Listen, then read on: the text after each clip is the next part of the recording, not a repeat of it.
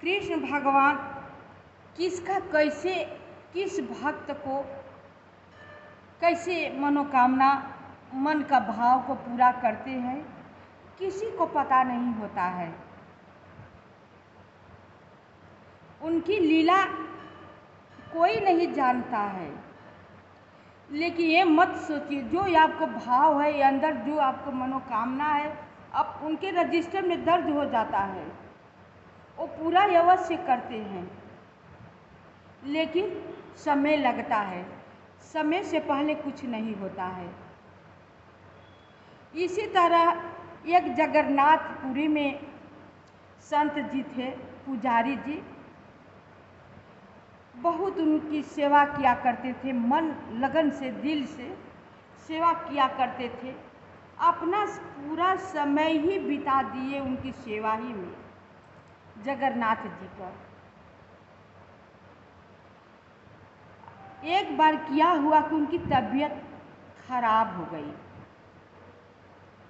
खराब हुई, वो तबीयत खराब क्या हुई, बार बार उन्हें शौच जाना पड़ता था। तो उनके शिष्य लोग थे, सेवा करते थे, लेकिन ये बहुत दिन तक कार्यक्रम चला, ठीक नहीं हो रहे थे। संयोग बस उनके शिष्य अन्यंत्र जगह कहीं चले गए थे।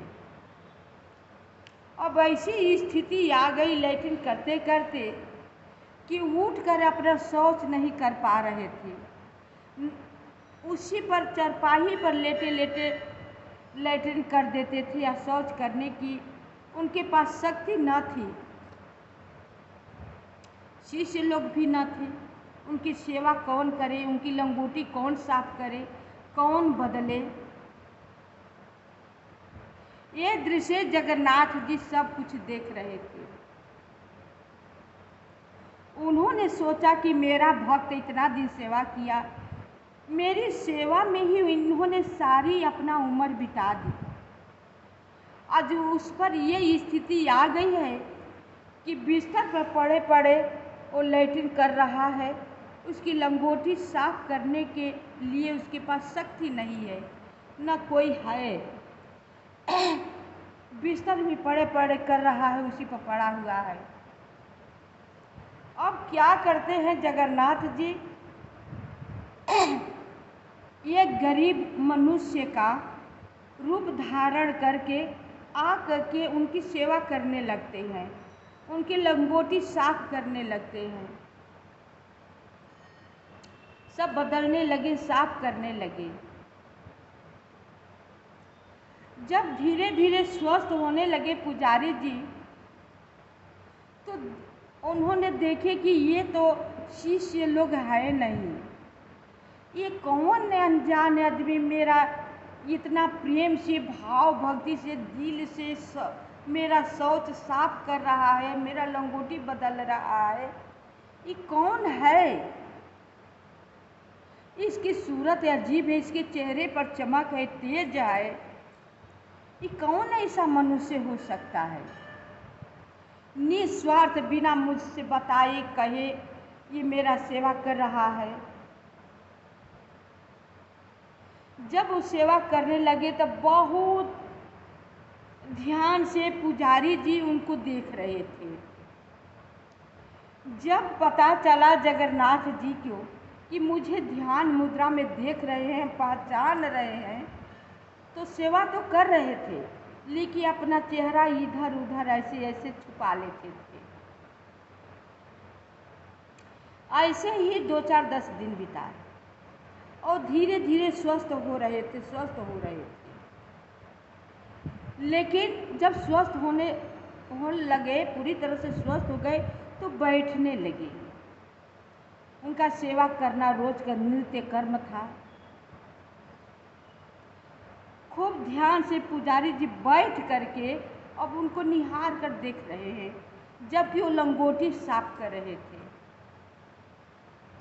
जब आए इनके पास कि आपको भूख लगी है, खिचड़ी उचड़ी कुछ दे खाने के लिए, खाने को, तो कहिए पहले बैठ से। बोले पुजारी जी पहले बैठ जाओ, मैं खाऊंगा खिचड़ी लेकिन अभी नहीं, थोड़ा मेरे पास बैठ जाओ। अब क्या करें?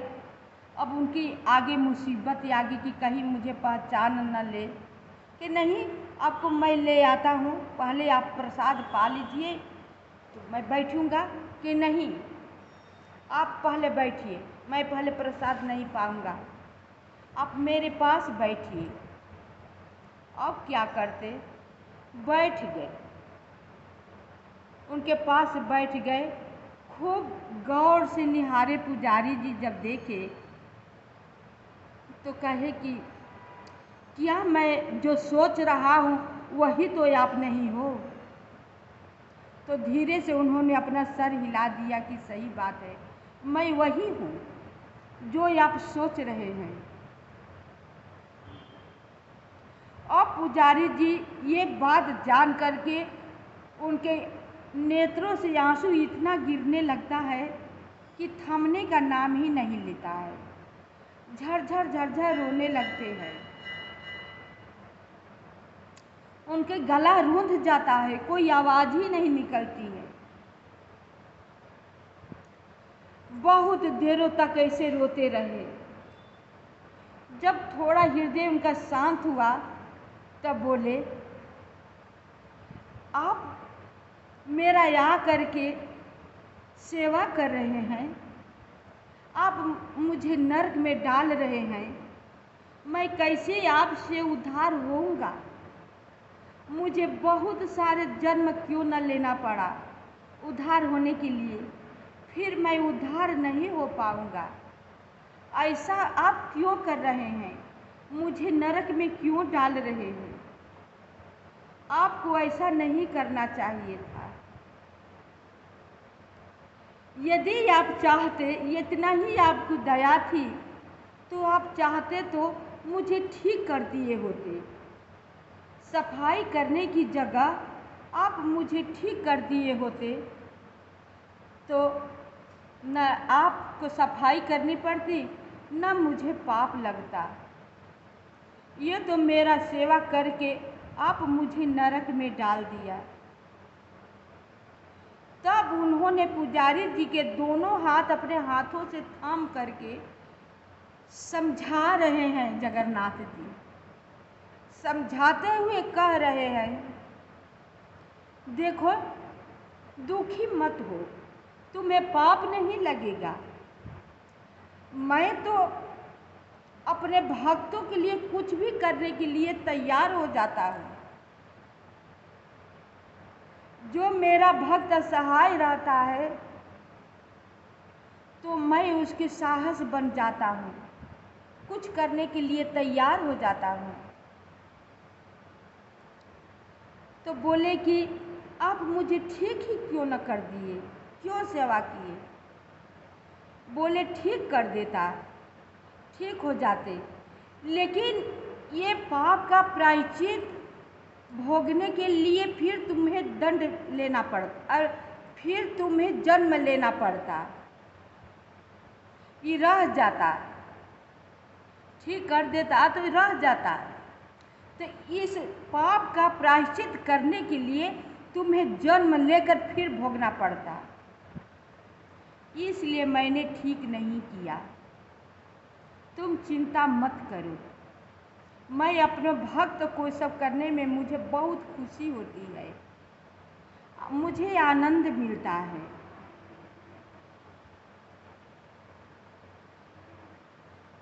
तो ऐसा है कि हम लोग बीमार होते हैं, बगैर दवा का अच्छा नहीं होंगे। भगवान के शरण में जाते हैं, कहते हैं, पुकारते हैं, हमें अच्छा कर दो, अच्छा कर दो। ये तो बात ठीक है, कष्ट सहन नहीं होता है तो भगवान से नहीं कहेंगे तो किसके कहेंगे? लेकिन वो ठीक भी कर देंगे, लेकिन ये समझ जाइए कि ठीक तो कर देंगे। जब तक से मेरा पापों का प्रायश्चित नहीं होगा ना, तब मुझे इस पाप का दंड भोगने के लिए, प्रायश्चित इसको करने के लिए मुझे फिर से जन्म लेना पड़ेगा।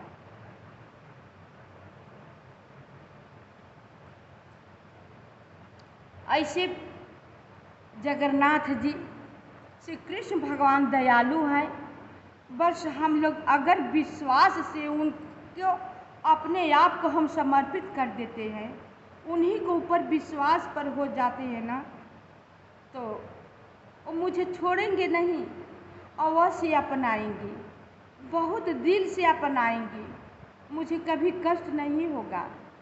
लेकिन यही तो बात है कि विश्वास ही नहीं होता है, होता भी है तो अधूरा होता है, ठीक होगा कि नहीं होगा, बहुत दिन हो गया। लेकिन यही हम लोगों को घबराना दुखदाई हो जाता है। वो कोई काम समय पर ही करते हैं, समय से न पहले न समय से पाछे, समय आने पर ही करते हैं। हम लोग समय का इंतज़ार नहीं करते हैं, यही पर भूल करते हैं, जो कि समय का इंतज़ार करना ही उचित होता है। समय के जितना इंतज़ार करेंगे उतना ही अच्छा रहेगा।